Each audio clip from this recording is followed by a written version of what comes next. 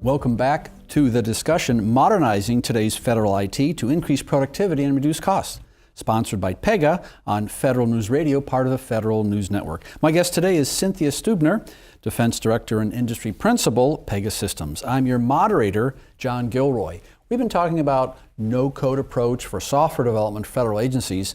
One question that our viewers and listeners may have is, well, what about documentation? That's a very good question, John. With the Pega platform, not only is our environment a no-code environment, meaning that we allow business users and IT to work together to develop software through a drag-and-drop approach, but we also generate documentation as the software is being built. So you always understand what the processes you're trying to automate, where it connects to, and what the legacy system is all about. And as changes are made within that software, using that platform, that is documented as well. So I wouldn't say it's audit-proof, but it enables an environment where auditors and users who are looking at user documentation have a clear understanding of what the system is all about. You mentioned the VA earlier, and when you look at just the medical community itself, it's hard to predict what's going to happen in the next few years. There could be increased expenses for something like acupuncture that wasn't even considered in the initial development, or there could be new types of drugs on the horizon that are developed, or new cures that are not even imagined now. And so it might be very difficult to come up with a system that can anticipate that and flex into that. Right, absolutely. And so one of the things that is a huge differentiator for Pega systems is our situational layer cake. Essentially what this boils down to is understanding the underlying processes of an organization and what is common across those. When we talk to customers, we usually find that initially they talk about how they have hundreds or almost thousands of different processes. I've got 700 different processes and each one requires its own application.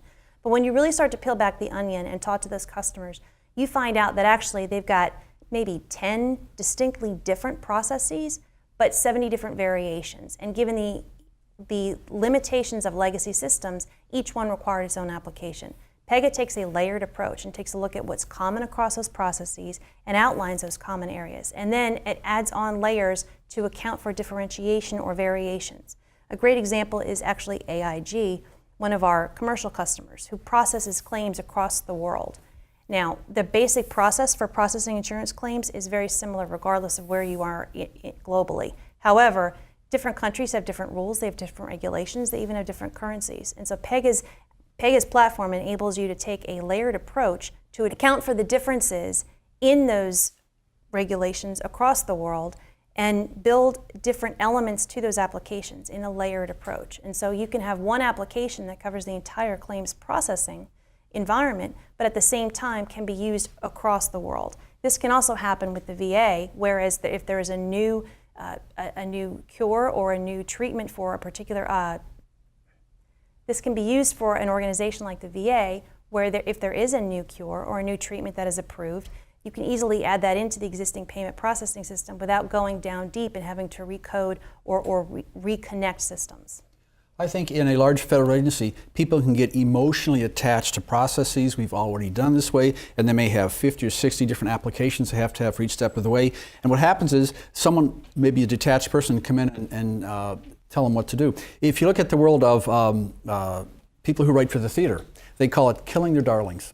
And it's emotional, it's hard to do because you have 15 characters and some have to, not all can be part of the play, but not all can be part of making a system more efficient. So one way to make this existing code more efficient is to isolate and maybe see different themes and emphasize those themes within programs. That's absolutely the case. And the nice thing is that with a platform, a no-code platform like Pega, what we can do is bring in that business user, the person that is actually really tied to that particular system, and help them design a new process that may expand outside of their existing system into other areas. And so they become part of the ownership of the process, they become part of the ownership of the new system, and therefore they have a better stake in what's going on across the agency. And more importantly, they're able to focus on more mission-critical items as they understand how to automate those underlying processes that have been so difficult and in some instances very, very wrenching to adjust.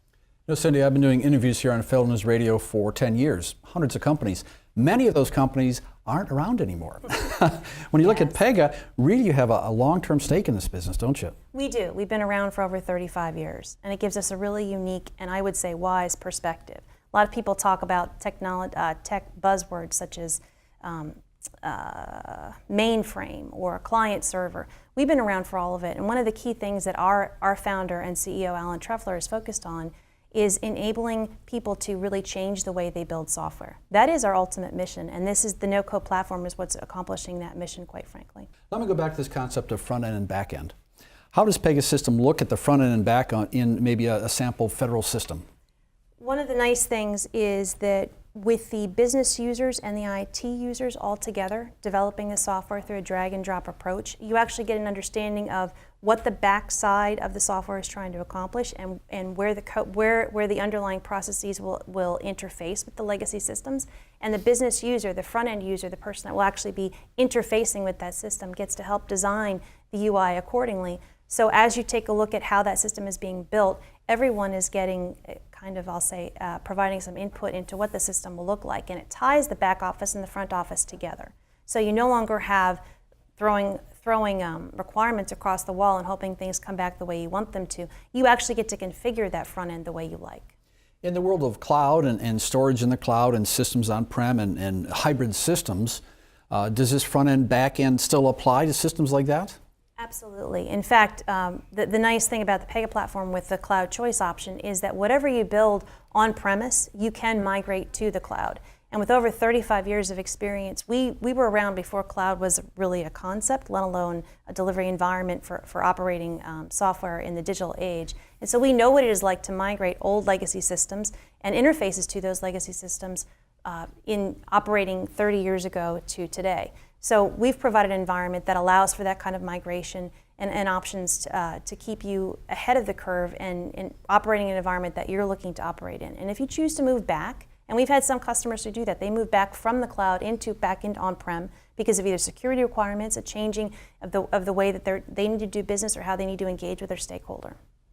In the medical world, they talk about outcomes and outcomes improvement. But it seems like if you look at Pega Systems from a detached perspective, it can take a holistic approach to improving outcomes for an agency. So for a commercial world, it can increase profit. For an agency, it can help them improve their goals, which could be financial as well. Absolutely, and I think I speak for a lot of people within the federal government, friends of mine that have worked in the government for years, that would say that their goal as far as mission is concerned is to really try and enable the citizen to do what the citizen needs to do and support that citizen any way they possibly can. So when you focus on outcomes, you really get down to the heart of the matter and you can really streamline the process so that those folks can no longer have to worry about some of the manual processing that those legacy systems required, and they can in fact turn around and focus on the core mission of their agency.